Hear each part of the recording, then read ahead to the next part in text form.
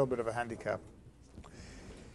We've already spoken about John Dryden's Absalom and Achitophel, which is essentially a political poem and an historical poem. When I discussed literary genres at the beginning of the course, I had mentioned that lyric poetry is one of the highest forms of poetic expression. John Dryden is a master at lyric poetry. Lyric poetry generally is identified by uneven stanzaic patterns to develop emotion, by repetitions to give you rhythm, and by passionate action. The first poem we're going to look at is a poem called Alexander's Feast, a poem in honor of Saint Cecilia's Day. Now, Saint Cecilia was the goddess, the patron saint of music. Her birthday is November 22nd, and generally Saint Cecilia's Day is celebrated on November 22nd. That's a little difficult to do in the United States today, since the assassination of John Kennedy on November 22nd has erased all memory of high pleasure and spirited music and brought us to a more somber tone. But Alexander's Feast is a poem that is essentially musical in content, and Handel actually set it to music. So if you go to the music library, you can actually hear this the way it had been played long after John Dryden had died. In fact, Handel produced the work in 1736. Dryden died in 1700, so he never heard it, and you'll have the benefit of being in a later age. What the poem celebrates essentially is Alexander's success in 331 BC when he defeated Darius and defeated the Persian Empire.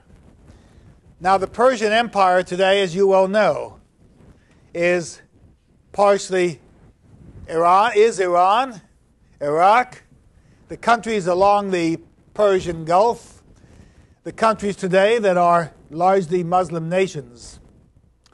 The conquest of Persia was a major feat, established the hegemony of the Greek Empire, and Alexander was on top of the world. If you remember, he pursued Darius so vigorously that his troops even became disaffected with the pain that they had to go in trying to scale the mountains and in trying to find Darius hidden in the caves. And when he was discovered, Alexander was successful and the troops were able to return home. The Iraqi war is fought on the same terrain as the Greek and Persian wars. Music is a subject of this poem.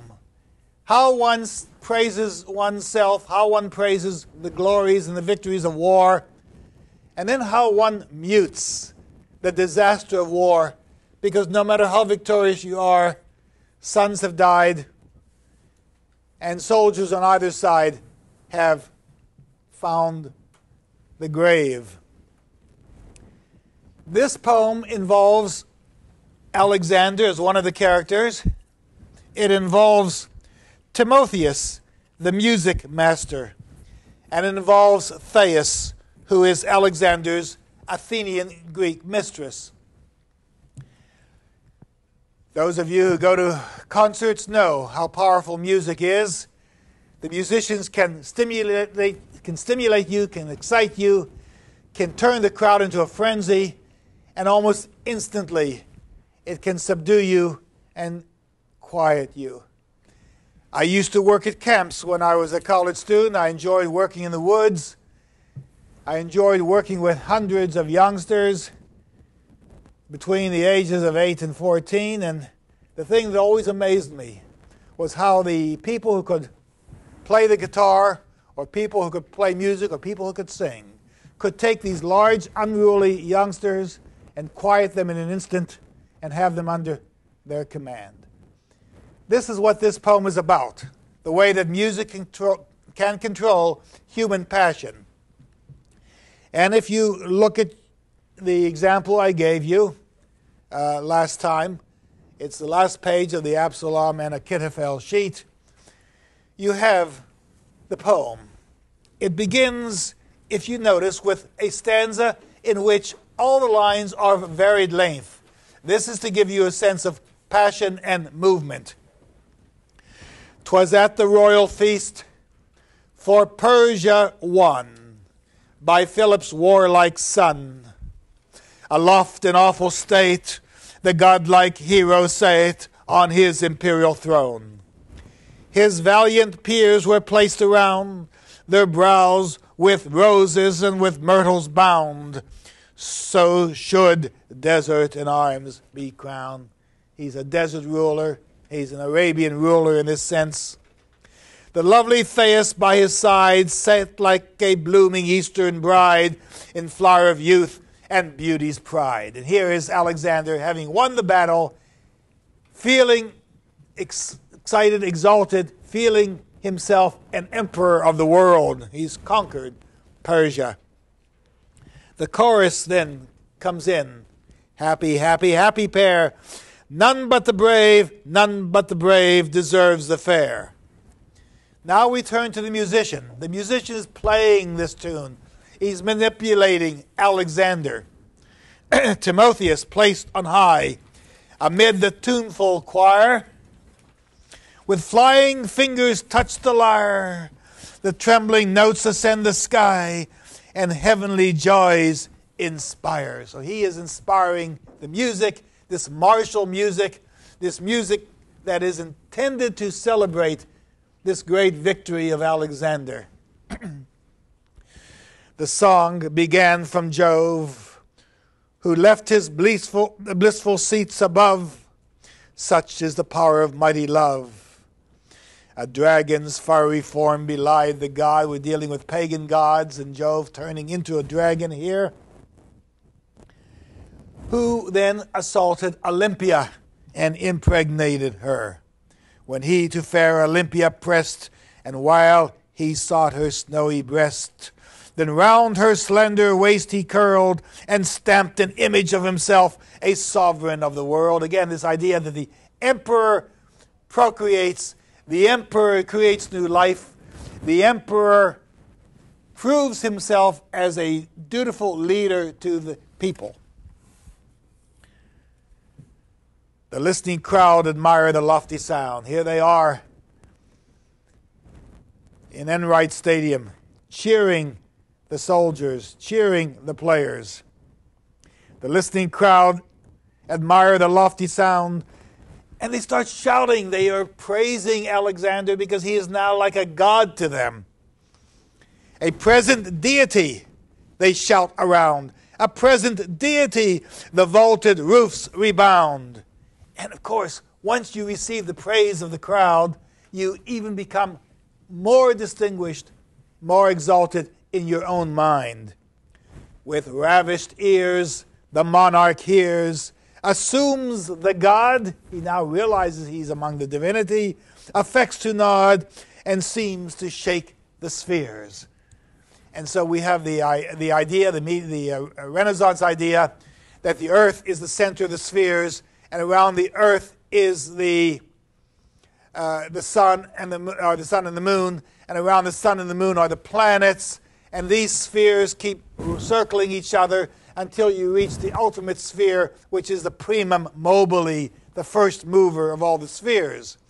And when all these planets are in juxtaposition with each other, you are able to understand your astrological signs, so that we're dealing with foretelling future, futuristic understanding, foretelling the future. And the chorus repeats, with ravished ears, the monarch hears, assumes the god. What a line. Assumes the god. He's not a god, but he thinks he's a god. There are presidents of the United States who think themselves among the deity. There are dictators in the world who assume they're the deity, maintaining the idea that they are there by divine right, the right of God. Now, what excites Alexander the feast? Bacchus, wine. And he's getting drunk. And the poem celebrates this drunkenness because he's no longer in control of his emotions. The praise of Bacchus then, the sweet musician sung, and Timotheus is now celebrating the gift of wine, the libation of the gods. Of Bacchus ever fair and ever young, the jolly god in triumph comes. Sound the trumpets, beat the drums. Flushed with purple grace, he shows his honest face. During Super Bowl and during special events, there are some people who will find their faces flushed with purple grace. That's the wine that's getting to them. Bacchus ever fair and young, drinking joys did first ordain. Bacchus is never old. You're always drinking when you're young. When you get older, you're supposed to get smarter. Bacchus' blessings are a treasure. Drinking is the soldier's pleasure. Rich the treasure, sweet the pleasure. Sweet is pleasure after pain. Sweet is pleasure after pain. You've done your battle. You've killed your enemy. You've won your fortifications. Now it's time to enjoy the fruits of your labor. Now, here comes the warning. When you exalt yourself, when you grow prideful, when you think that you're on top of the world, you must submit to reality. And stanza 4 comes to this. Soothed with a sound, the king grew vain, fought all his battles o'er again. Some of you at the dinner table, at the Thanksgiving table, at the holiday table, hear old relatives talking about, repeating the same stories over and over and over about their military activity or their family battles. Which aunt and which uncle used to leave the Thanksgiving dinner in a huff all the time. But Alexander is repeating his success. He's going to send them over to the War College to find out how he achieved victory over the Persians. Soothed with a sound, the king grew vain, fought all his battles o'er again, and thrice he routed all his foes, and thrice he slew the slain. It's very difficult to recognize that in war, people are slain. In World War, you have very few photographs, almost no photographs, of any dead American soldiers in World War II. Photographers were forbidden to take pictures of dead American soldiers because they felt that if people saw these pictures, it would reduce the intensity and the support for the war. You did see pictures of German soldiers. You did see pictures of Japanese soldiers. And the only pictures we have of American soldiers dead are from the photographers on the opposite side. But it's very difficult to remember in war those who have died. And sometimes we want to forget them.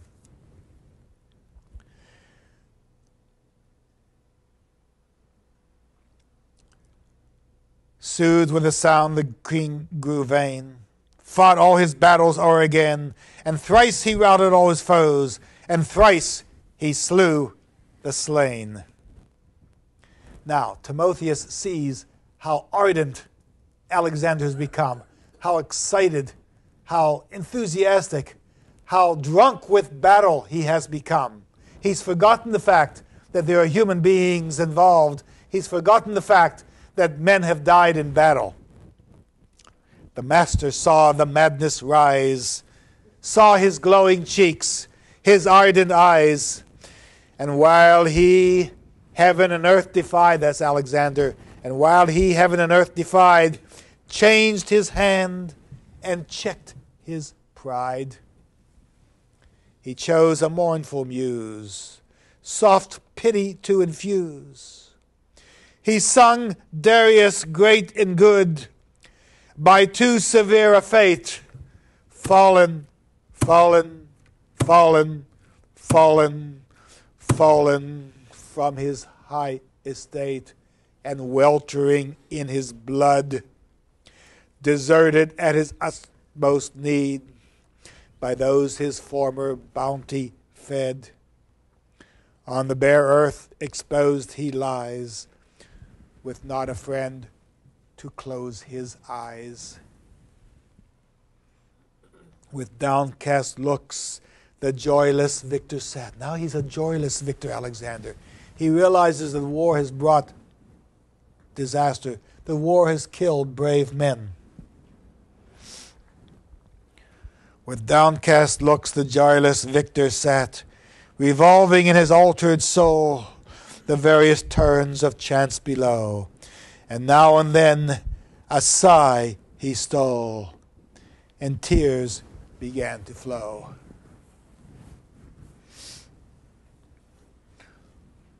In whatever war we may be involved, you wait for the tears to flow and hope that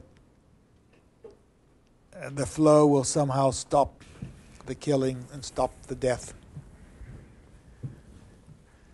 Look at stanza 5. Here now is the political problem. The mighty master smiled to see that love was in the next degree. Now you're going to move to a higher aim. From war and disaster, you're going to move into the real purpose of living is to love, to enjoy, to be at one with your partner, to be at one with your neighbor, to be at one with other countries. And we see the philosophical statement ending stanza 5. War, he sung, is toil and trouble. Honor, but an empty bubble. Never ending, still beginning. Fighting still and still destroying. We're in the 21st century. And we're still fighting. I'm glad we got out of the 20th century. The 20th century has to be the bloodiest century in the history of this world. Forget the Mesopotamian wars. Forget forget the French wars of Napoleon. Forget the Crimean War. Forget all the wars of the past that you read biblically. Look at the 20th century. It's the bloodiest century in the history of the world. And more people killed because of hatred and because of prejudice and perhaps because of religious bias than any other time in the history of the world. And I'm glad we're out of it. And now we're in the 21st century and we have war again. And this is what he's saying. Fighting still and still destroying. There's nothing old or rancorous about this poem. It's absolutely modern. It understands the psychology of nations.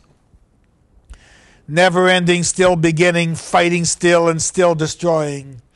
If the world be worth thy winning, think, oh think it worth enjoying. Lovely Thais sits beside thee. Take the good the gods provide thee. Well, this is a powerful poem.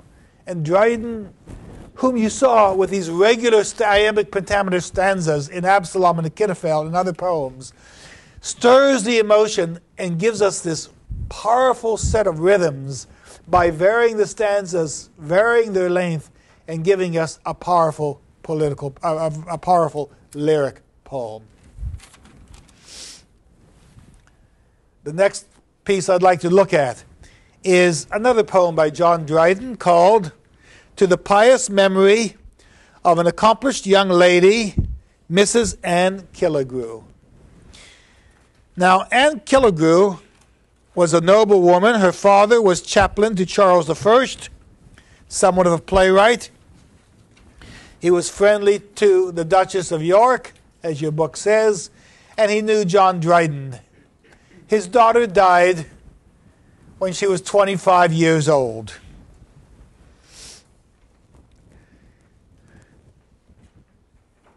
She lived from 1660 at the Restoration.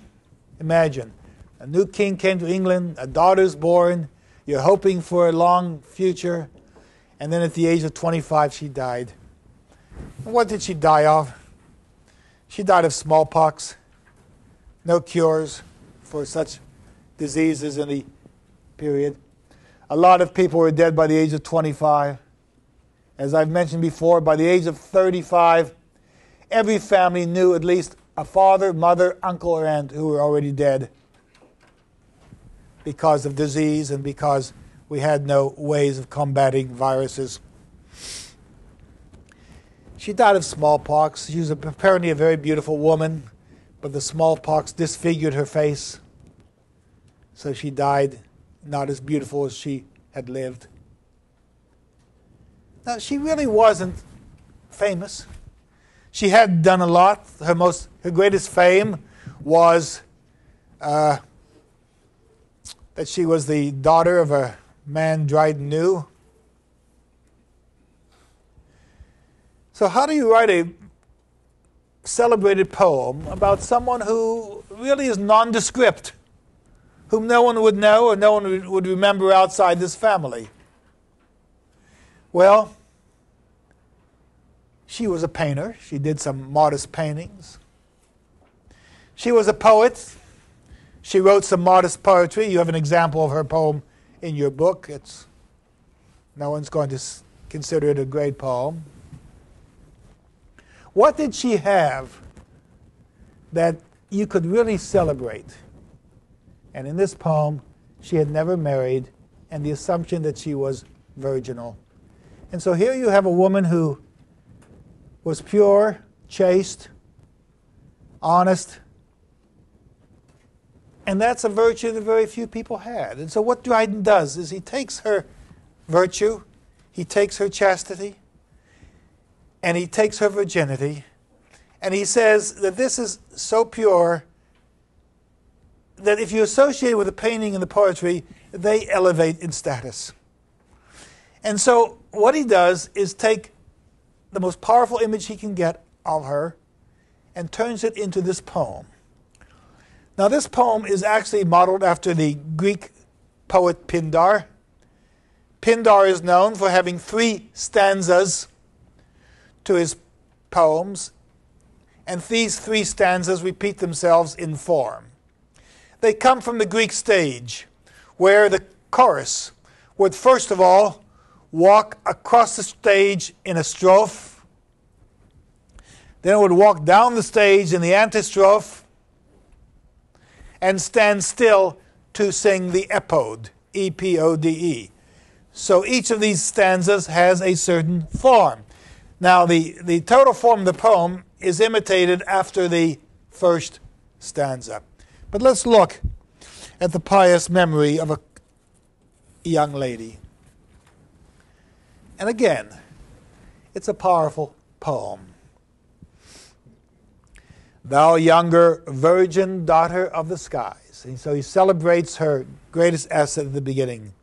Made in the promotion of the blessed, whose poems new plucked from paradise in spreading branches more sublimely rise, rich with immortal green above the rest, whether adopted to some neighboring star, thou rollest above us and thy wandering. Where have you gone? Have you gone to heaven? Are you in the stars now that you're dead? Where are you, Anne Killigrew? Do you roll above us in thy wandering race, or in a procession fixed and regular? Are you on the moon? Are you on the sun? Or have you been called to a more superior bliss? Are you at the right hand of God? Are you sitting in heaven with the angels? He says, thou treadest with seraphim, the vast abyss. Whatever this world is, you are now with the angels, you beautiful woman. Whatever happy region be thy place, cease thy celestial song a little space. I'm going to interrupt your song for a moment. And hear me, hear then a mortal muse thy praise rehearse. I'm just a mortal, you're amongst the stars. Listen to what I have to say about you. Stanza 3, let's look at stanza 3. This is a magnificent line. May we presume to say, that at thy birth new joy was sprung in heaven as well as here on earth. What a line. May we, every one of you has given birth to a child. Every one of you who has fathered a child. May we presume to say that at thy birth new joy was sprung in heaven as well as here on earth. This is a divine understanding. John Ciardi, the poet, wrote a book called I Marry You, where he traces the history of his family from the time his wife and he married and they had a child. And he describes the child climbing all over him as a baby fat incubus. He says, what are you doing on me, you baby fat incubus? You're giving me 1,000,000 kisses. You're giving away all your kisses at once. He says, but I guess 1,000,000 kisses is better than none at all. And here's John Dryden saying, here you are, you beautiful woman. May we presume to say that at thy birth new joy was sprung in heaven as well as here on earth. For sure the milder planets did combine on thy auspicious horoscope to shine. When you were born, the stars were all in order. The astrological sign was good. And he says, he celebrates her poetry. He says, the brother angel, thy brother angels at thy birth, strung each his lyre and tuned it high, that all the people of the sky might know a poetess was born on earth. Now, she could never match what Dryden wrote, but she's a poetess. This was what she did. And so he's going to celebrate her poetry. Stanza 4 continues this image. O gracious God, how far have we profaned the heavenly gift of poetry? He says, I don't write poetry with as much spirit or ardent understanding as this woman did. He says, what have we poets done? We have made prostitute and profligate the muse, debased to each obscene and impious use. We write poetry for political purposes. We write poetry for money. She didn't do that. She wrote for tongues of angels and for hymns of love. He says she did not purposely try to contrive her poetry. She didn't write poetry so that she was trying to impress you. That's what artfulness means. And stanza 5 begins that way. Art she had none, yet wanted none. For nature did that want supply. So rich in treasures of her own, she might our boasted stores defy. So she wasn't contrived. She wasn't artificial. She wasn't bringing up rhetorical trope just for the sake of showing off in her poetry. She was a natural poet. And he says she wrote good poetry. And on the bottom line, on line 87, he tells us, when she wrote, 'twas Cupid bathing in Diana's stream. She wrote about love. She wrote about the hunt. She wrote about human desire and human passion. Stanza 6 says she was a painter. She was a painter. Born to the spacious empire of the Nine, as the Nine Muses, one would have thought she should have been content to manage well the mighty government. But what can young, ambitious souls confine? You see, I'd like you to take all English courses, but you're not satisfied with that. You're going to take art, you're going to take music, you're going to take dance, you're going to take choreography, you're going to take drama, you're going to take chemistry, physics, math, calculus, and you're going to go everywhere you want to go in order to learn as much as you can. You're going to go to the next realm, just as Ann Killigrew goes. To the next realm she stretched her sway, for painter near adjoining lay. And he talks about her role as a pencil, her role as a painter, line 106. Her pencil drew whate'er her soul designed, and off the happy draught surpassed the image in her mind. What does that mean?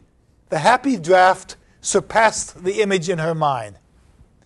Have you ever sat down to write a paper, and then when you finish with it, you read it, and then a week later you read it again and you say, did I really write that?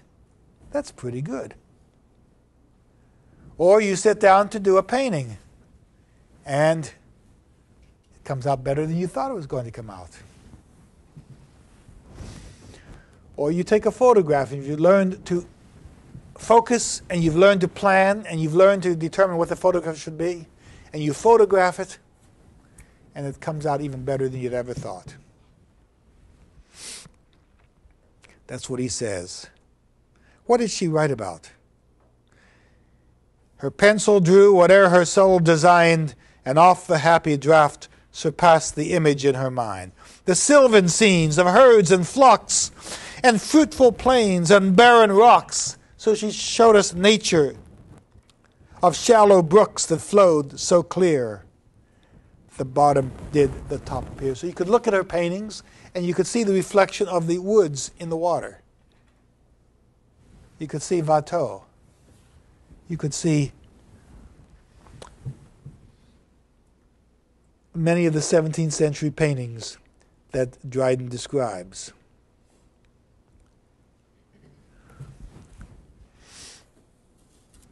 But she died. And we see what happened to her. Go to stanza 8. Now, all those charms, that blooming grace, the well-proportioned shape, and beauteous face shall never more be seen by mortal eyes. In earth, the much lamented virgin lies. Now remember I told you she was taken by the smallpox disease? Here's the way Dryden describes it. Not wit nor piety could fate prevent, nor was the cruel destiny content to finish all the murder at a blow. She didn't die of a stroke. She didn't die of a heart attack. She didn't die suddenly. What happened to her? What happened was that destiny finished all the murder, swept at once her life and beauty too. Excuse me. It did not sweep away her life quickly. What happened was this. Like a hardened felon, death took a pride to work more mischievously slow, and plundered first and then destroyed. It plundered her beauty. It took away her beauty, and then she died. Oh, double sacrilege on things divine, to rob the relic and deface the shrine. If you're going to steal something, if you're going to go into a church and you're going to rob the holy bones and you're going to deface the shrine, you couldn't do worse than the smallpox did with Anne Killigrew. This beautiful woman, you robbed her of her beauty and you defaced her, and then you killed her. And thus, Orinda died.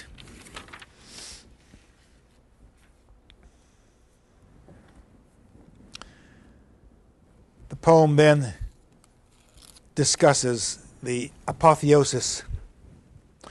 When she rises to the sky, apotheosis means you're moving toward God. And Anne Killigrew goes up into the heavens. This is the scene we had at the beginning of the poem. But it's a magnificent poem, because what it does is take a woman without a reputation, a woman without fame. Certainly it's not Philip. Certainly it's not Alexander.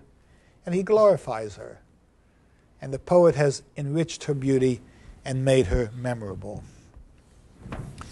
The next poem I'd like to look at is A Song for St. Cecilia's Day. Now, St. Cecilia, as I mentioned, is the goddess of music. So what this poem does, what Dryden does, is go to the Bible. He takes all the musical instruments in the Bible, brings them into this poem, except for one, the wind organ. The wind organ was being perfected in the 17th century. And it reached a point where you could in fact, with the organ, imitate most instruments and develop a music that almost sounded as though it were the music of the spheres.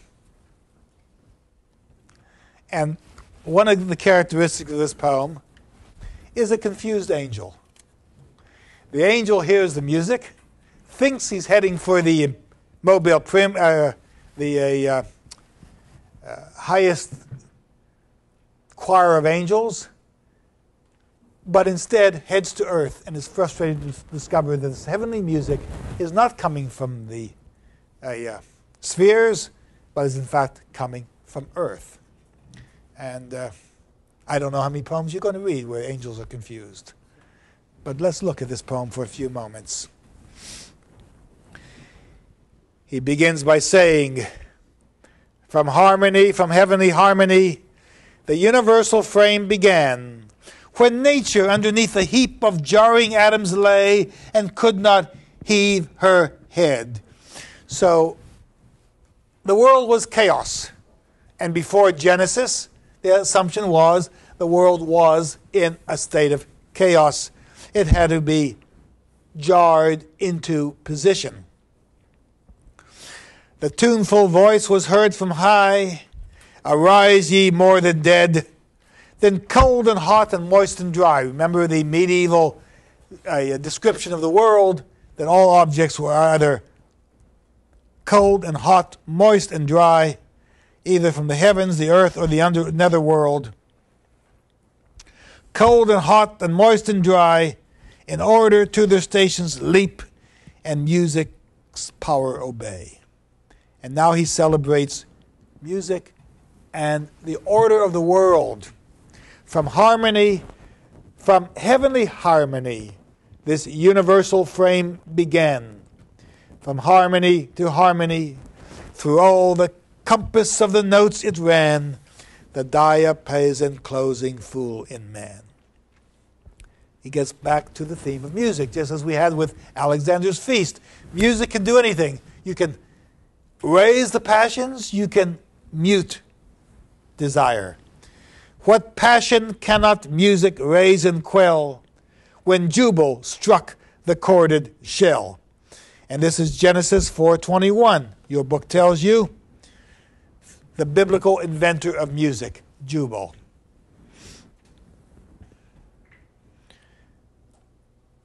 Stanza 3, you hear the trumpet.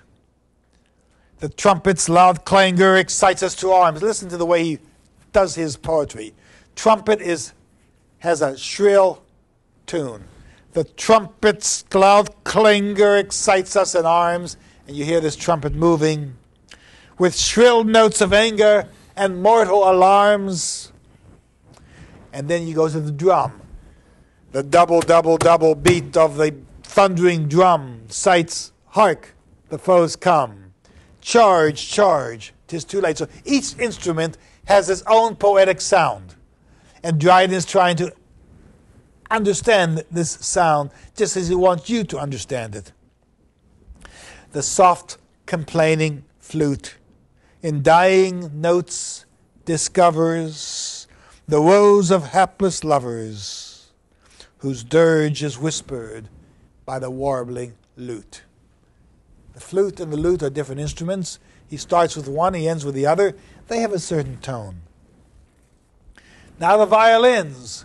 Sharp violins proclaim their jealous pangs and desperation, fury, frantic indignation, depth of pains and height of passion. But now he's going to celebrate the development of the wind organ in the 17th century. But what art can teach, what human voice can reach, the sacred organ's praise. Notes inspiring holy love, notes that wing their heavenly ways to mend the choirs above. You can go to organ concerts at the University of Houston and sit there for an hour and a half entranced by the music and the sound that overwhelms you and that surrounds you. But stanza 7 now celebrates organ music. Orpheus could lead the savage race. That's the god of music. And trees unrooted left their place, sequacious of the lyre. But bright Cecilia, now that's the goddess of music, raised the wonder higher. When to her organ vocal breath was given, an angel heard, and straight appeared, mistaking earth for heaven.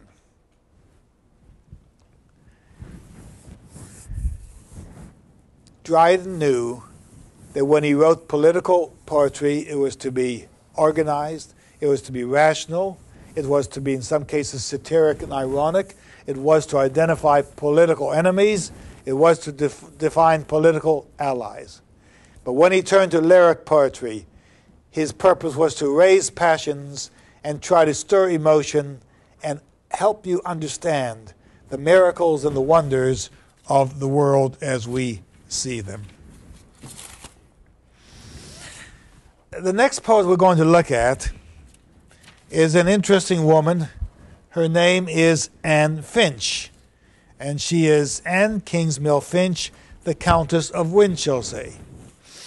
There is a tendency to bring many more women poets and women writers into English literature to make sure that we don't have a biased approach to literature.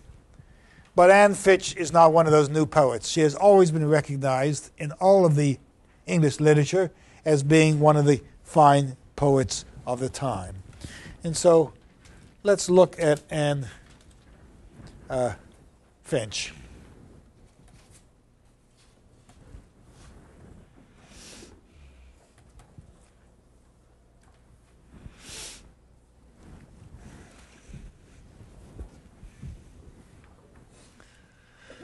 Trying to revive this computer. It's asleep. All right.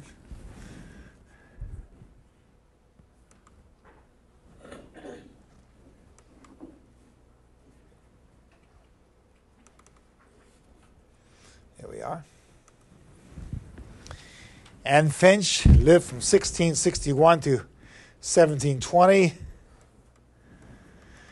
She lost her father when she was 5 months old. Again, I'm saying this is not an unusual circumstance in the period. Lost her mother when she was 3 years old, and lost her stepfather at the age of 10. Woman by herself in the world. She was maid of honor to Mary of Modena, the wife of James, Duke of York. It was 2 years before he became King of England. She married Heneage Finch, a gentleman of the bedchamber of the Duke, meaning he was part of the royal class, in 1684. But when James was deposed,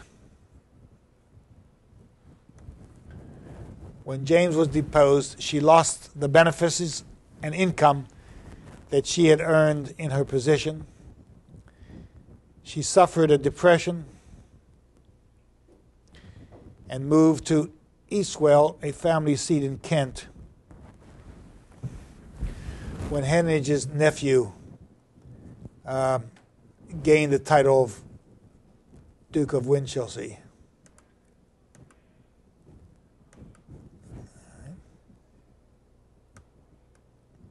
Her poems were published in 1713. The first poem is an introduction to her poems.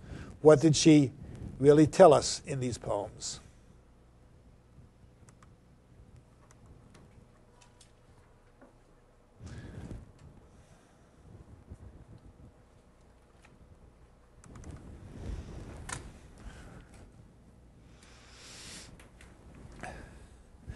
The introduction presents verses to the reader. She claims that she invades the poetic province of men. Men are the ones who mostly write poetry. She's going to make her own contribution. She's going to veer from the frivolities of women and turn from housework and give us poetry the way people should have it from her point of view. She tells stories of women, she says in her poetry. She reports the actions of the muses. She reports the role of virgins at the Holy Ark. She reports of women who bring music to the world. She reminds us of women who have had power, like Deborah, the judge in the Hebrew Scriptures. She defends women's rights. She warns that there are skillful women writers who ought to be recognized and whose views ought to be presented. And she sings the message of the poet. If you look at her poem, The Introduction, she says, most people, if they knew a woman was writing this poem, would try to censure me. Did I, my lines, intend for public view? How many censures would their faults pursue? Some would, because such words they do affect, cry, they're insipid, empty, uncorrect. And many have attained dull and untaught the name of wit only by finding fault.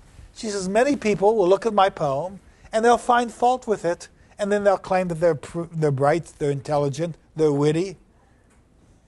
She said, that's not what you're going to find here. True judges might condemn their want of wit, and all might say they're by a woman writ. Alas, a woman that attempts to pen such an intruder on the rights of men. And she's being sarcastic here. She's also playing men for fools. Such a presumptuous creature this woman is esteemed. The fault can by no virtue be redeemed. They say if we write, what's our problem? They tell us we mistake our sex and way, good breeding, fashion, dancing, dressing, play. These are the accomplishments we should desire. Not to write or read or think or to inquire. This would but cloud our beauty and exhaust our time and interrupt the conquests of our prime. We would not be able to conquer men. We would not be able to have love affairs if we spent our time writing and engaging in the articulations of men. So she's playing games with her reader. Line 22. Sure, 'twas not ever thus. Women used to write. Why are we not allowed to write now? Sure, 'twas not ever thus, nor are we told fables of women that excelled of old. Who are these women who celebrated life? And she goes on to discuss Deborah and others.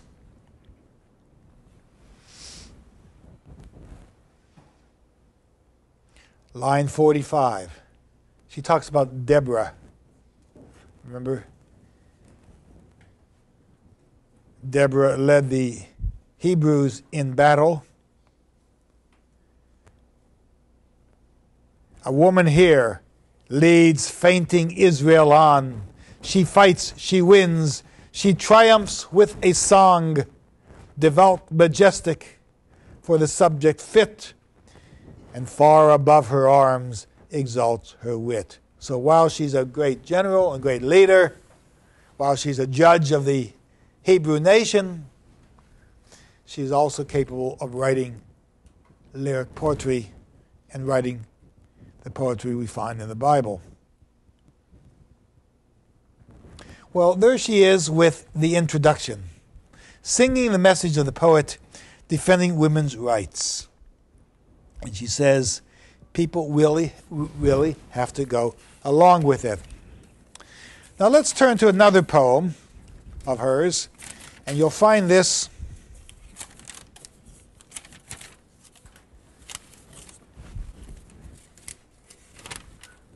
on page 544. It's called The Unequal Fetters. I I want to look at that poem for a moment and ask you what you think of it.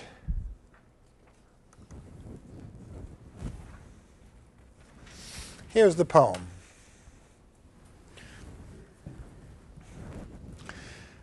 Now, she has here 1, 2, 4 stanzas, each with 5 lines. The first 4 lines set up the problem. The 5th line gives us the punchline. And let's see what we're dealing with here. Could we stop the time that's flying, or recall it when 'tis past, put far off the day of dying, or make youth forever last? To love would then be worth our cost. Now, what does she mean by that poem? Any ideas?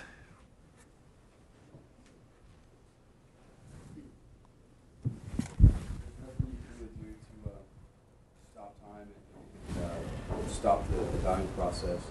And if you waste away your life trying to pursue things that are unattainable, then you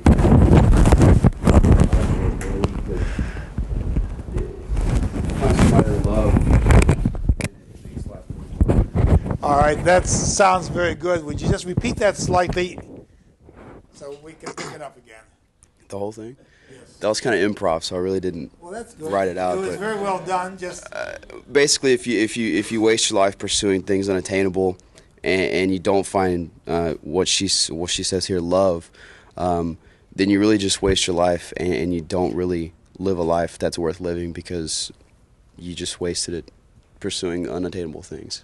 all right, Mr. Stubbs, you are now memorialized on tape. Thank you. I think that's a fairly good interpretation. We had another interpretation over here. Miss Crockett, how would you interpret those lines? It's saying that love is pointless because all this happens and eventually we die. And she's saying if this wasn't the case, then love would be worth the trouble that it is. So you're saying the opposite of Mr. Stubbs? Yes. Wow. Well, that's one of the reasons why you read poetry, because people come at it rather differently. The point, of course, is that you invest a great deal of time in love. You invest a great deal of time in seeking a partner. And the time is so valuable that if it doesn't reach profit, you may have lost all that you put into it. Two interesting interpretations. I think you both may have your way of explaining it. And if you were to write a paper for this class, indeed you would be obliged to defend your point of view. Second stanza.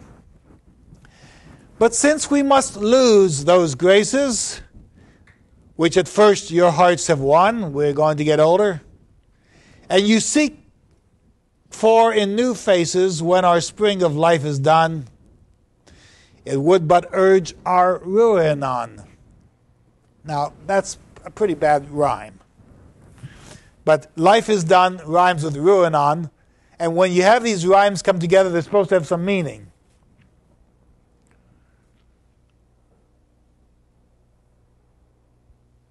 What does that line mean to you? Remember, the last line is the punch line. It would but urge our ruin on. What would urge us to ruin?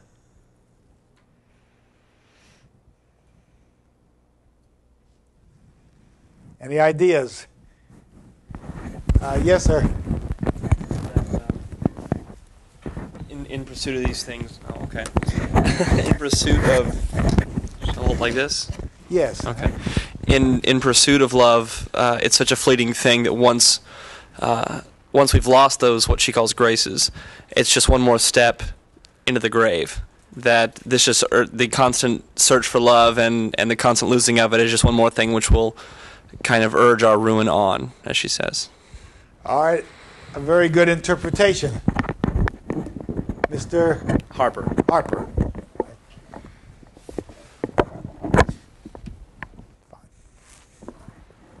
All right. Dr. Nunes has a comment. If she's speaking specifically as a woman, saying that it's not worth a woman's while to seek love because when she gets a little older, her beloved will abandon her for a younger woman. So she's wasted her time, and now she's only going to be abandoned because she's going to lose those graces that won his heart to start with. Now she's older, she doesn't have the youthful glow that she did before. Right. That's a rather she is writing understanding, because it comes from the reality that this is a woman who's presenting these views, not a man interpreting them. And so you have to discover who is the speaker and who is the respondent. And Dr. Nunes will be passing around you occasionally when you have something to say, so she'll have the microphone that you can use. By the way, I want you to notice something. Rhyming is not a careless task. Look at this poem again. Look at the rhyme. Graces rhymes with faces. We don't want to lose graces. We don't want to lose faces.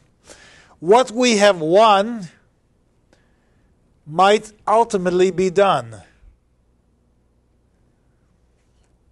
When you begin to understand the meaning of a poem, it's very often a very good idea to look at the poem itself, to look at the rhymes, because the poet is purposely trying to state the themes in the rhyme. These are not just careless words. There are some pretty bad rhymes. For example, I think that I shall never see a picture pretty as a tree, right? See and tree are going to rhyme. When Walt Whitman wanted to write first about the death of Abraham Lincoln, he wrote, "O Captain, my Captain," which you've all read in school. "O Captain, my Captain, the fearful trip is done. The ship has weathered every wrack. The prize we sought is won. Oh, heart, heart, heart, oh, bleeding drops of red, where on the deck our captain has fallen cold and dead." You know what word's coming. That's trite. But after that initial shock of Lincoln's death, Whitman wrote a magnificent poem called "When the Lilacs Last Bloomed." When the lilacs last in the dooryard bloomed. And he describes the movement of Lincoln's coffin through the countryside to its burial place in Illinois, and brings in imagery of the Eastern Star, the coffin, and the lily to give us a poem that is absolutely magnificent. But the rhymes can be meaningful. Now let's look at the next stanza in her poem, which deals with nature, with love. "Free as nature's first intention was to make us, I'll be found, nor by subtle man's invention yield to be in fetters bound by one that walks a freer round. Free as nature's first intention was to make us, I'll be found, nor by subtle man's invention yield to be in fetters bound by one that walks a freer round." Now, who's the one that walks a freer round?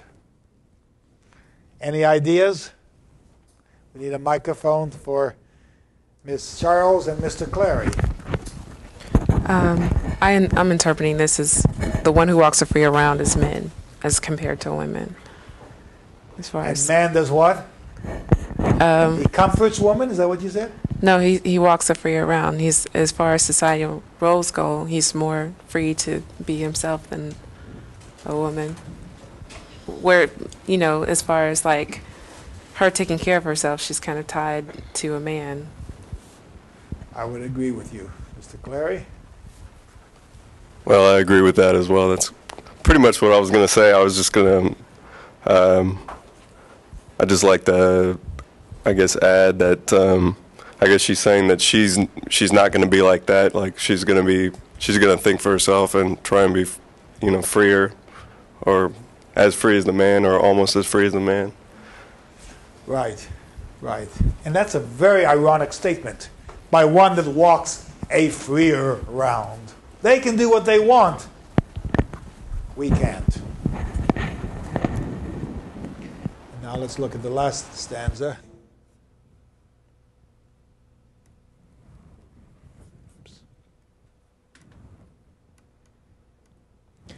Marriage does but slightly tie men, whilst close prisoners we remain. They, the larger slaves of Hymen, still are begging love again at the full length of all their chain. Now, again, look at the rhyme. Tie men rhymes with Hymen. So Hymen is the goddess of love, and therefore men are tied to love. But we remain, prisoners we remain, begging love again. It's almost a triple rhyme. You see, the rhyme itself is not just the last word. You've got to pick up the rhythm of the rhyme in words that precede it. So, prisoners we remain, begging love again. And here she is again, taking that idea one step further, that we're prisoners and men are not. But what does that last line mean? The men, the whole stanza deals with men. They love again at the full length of all their chain. What does that mean, the full length of all their chain? Does anyone have any idea what that means?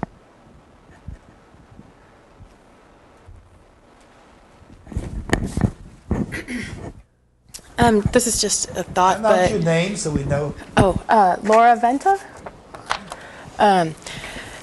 Maybe that she's saying that men are slightly tied, and then when the chain is fully extended, so when they're as free or as far as they can be, then they're kind of begging love or complaining of how hard it is, although they're not the true prisoners at all. That's all. All right. Ms. Vasquez has a statement up here.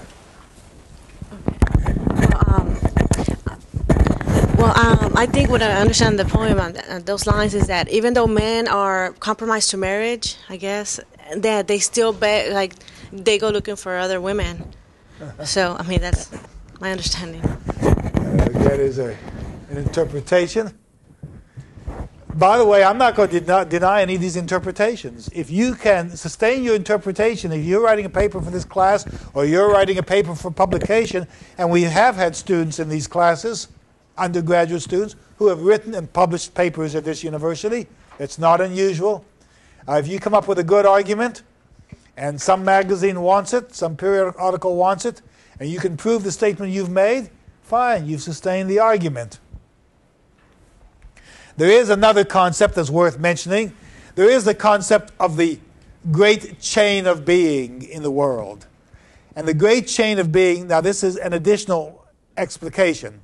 I think your explication is absolutely correct. That people can only go so far in their lives, but some can take that distance and go very far with their opportunities. And apparently men, some of them go very far in seeking ways to take advantage of their opportunities. But the great chain of being says that there is a leveling process. We start with God at the head of this chain. We move to the angels. We go to the seraphim. Then we go to the lower angels. Then you go to men. You go to royalty. You go to those who are in the lower level of royalty. You go to the average person. You go to those who are in a poorer state, those who are slaves. Then you move into beasts. And each link of this chain is called the great chain of being. Arthur Lovejoy has a book called The Great Chain of Being. Now, at whatever link you are on this chain, you have an opportunity to fulfill your existence to the full capability you are given. And that is called the theory of plenitude. Plenitude, the theory of plenitude. So you have the great chain of being, and then you have the theory of plenitude that says you can meet your potential. By the way, in societies that are class-based, this is justification for the class system. If someone is poor, he'll always remain poor. In India, if he is at a lower caste, he'll always remain at the lower caste. But there's a master plan, they believe, that will allow people to satisfy their lives at that level.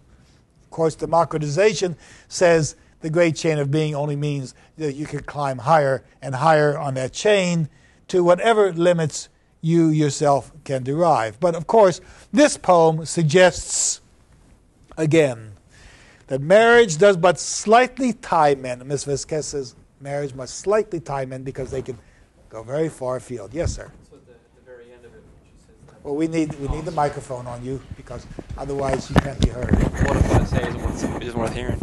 Okay. We want to hear everything. So in the end, when she says that men are at the full length of their chain, if we look at it with the theory of the how we're all connected, starting with the gods and ending with the beasts, she could be saying that when men are begging for love, they believe themselves to be at one end of it being the gods, and then at the other end of it, the full length of their chain could be the other side, beasts. So she could be comparing them to these lowly creatures while they're straining to get to some other woman. That would be an exciting interpretation. Yes, we could see both sides of men's character, the noble and the ignoble, and realize in her poem that she understands the difference and the opportunities given to men and the opportunities given to women.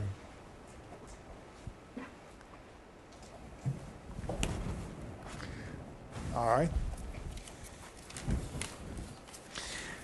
Let's now look at another poem by Anne Finch.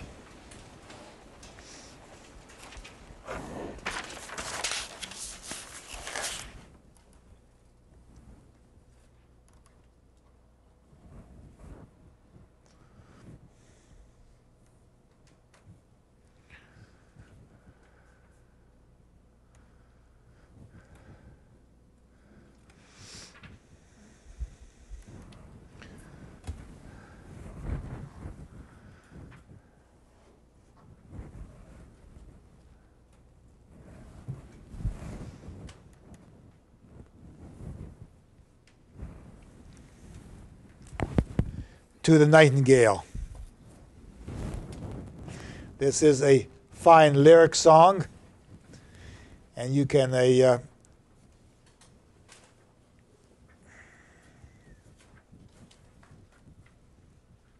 follow the stanzas as they are here. Exert thy voice, sweet harbinger of spring. This moment is thy time to sing.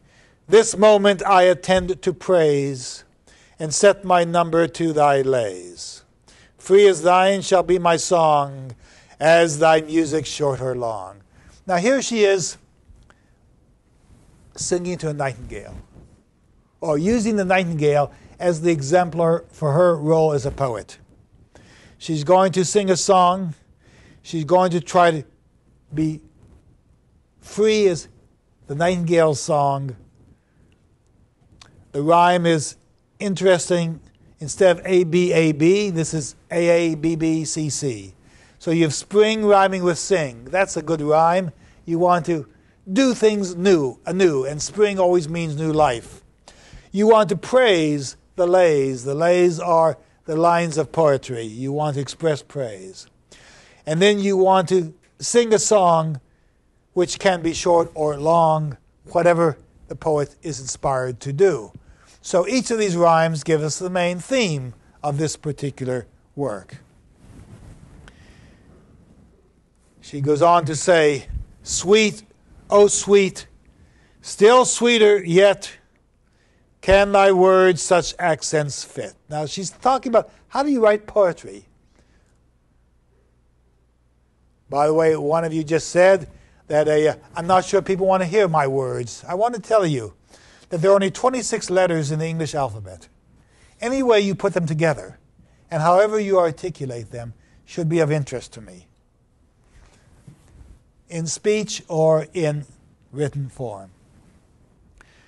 Sweet, oh sweet, still sweeter yet.